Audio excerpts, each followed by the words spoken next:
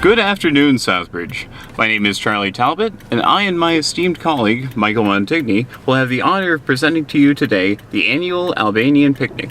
Today, we will have the opportunity to sample the cuisine of the proud people of that southeastern European nation of Albania. I hope you enjoy it. So here we are, walking down Moore Street. We parked a little ways out of the way to avoid being hit by the softballs. But we are making our way to the Albanian Day picnic. How's it going? That is correct. We are on Morris Street currently. It's a beautiful day this June 24th, 2012. And as you can see, there's a softball practice going on. Welcome to the St. Nicholas Eastern Orthodox Church. This is the Albanian Archdiocese in Massachusetts, and we will be entering the Albanian picnic at this moment.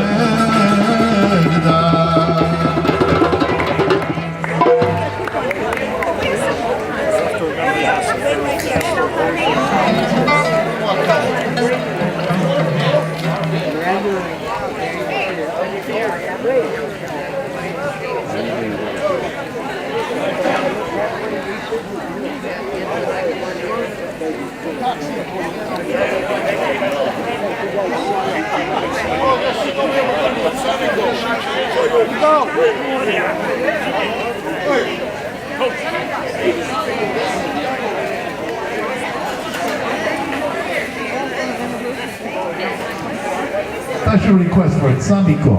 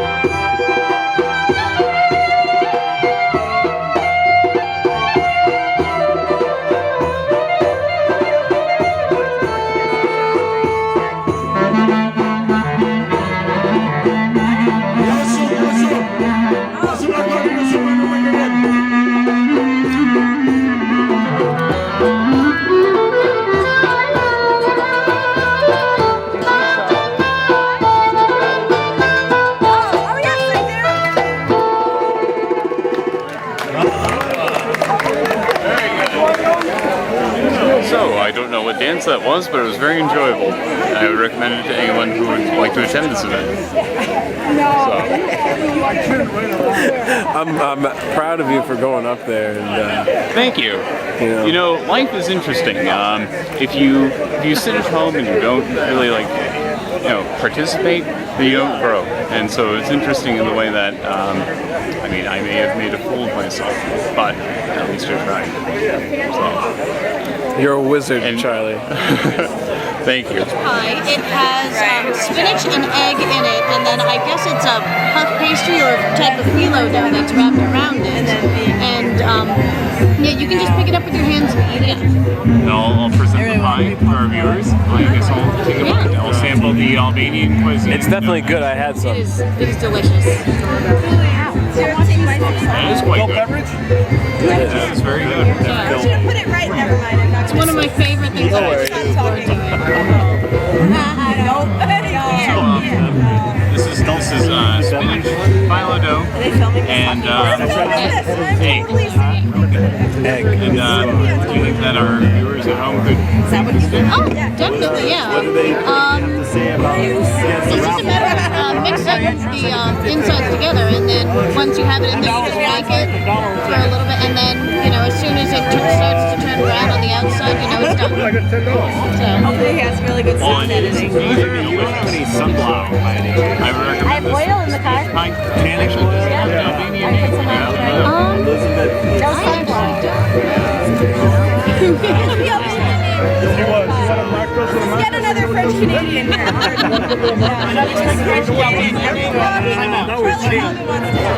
Excuse me, sir. Sir, excuse me, would you happen to know what the Albanian name for this spinach pie is? Mike is the new cable access director. Apparently nobody knows. Well, as Shakespeare once said, rose by any other name is just as sweet, and this spinach pie is just as delicious.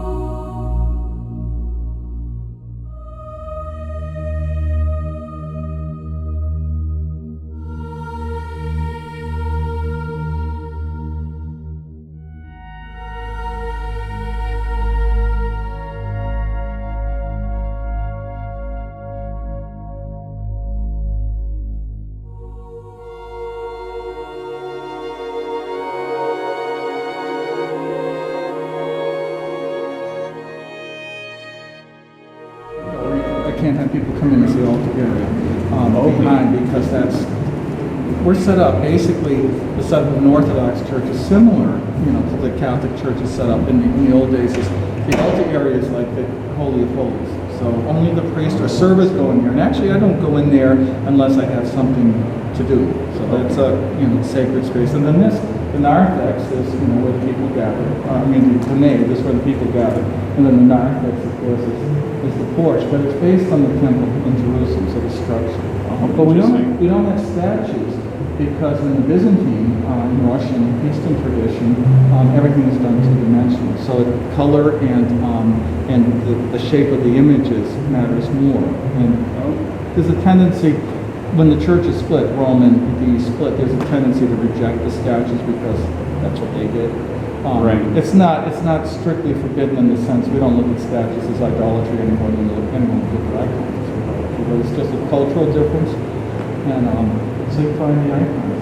So for us, it's color. The gold symbolizing heaven, the blues again symbolizing holiness, greens often symbolize life, reds often martyrdom or royalty, or both. So you see, the color scheme of life. Very interesting. Yeah, I do see a prevalence of gold coloring throughout the icons. And then again the blues and greens. You won't see a lot of somber browns and blacks unless it's for instance some of the prophets or the camels hair coat. So that would be in brown. But generally those colors are reserved for darker spaces. Okay. Interesting. So the more ascetic icons bear that, but they're not. Yeah, like St. John the Baptist, though here in this icon it doesn't have it on. The coat of camels here has a blue and green. And you'll notice these are a different style. These are the sort of the Italian-made style that was in the 18th and 19th centuries.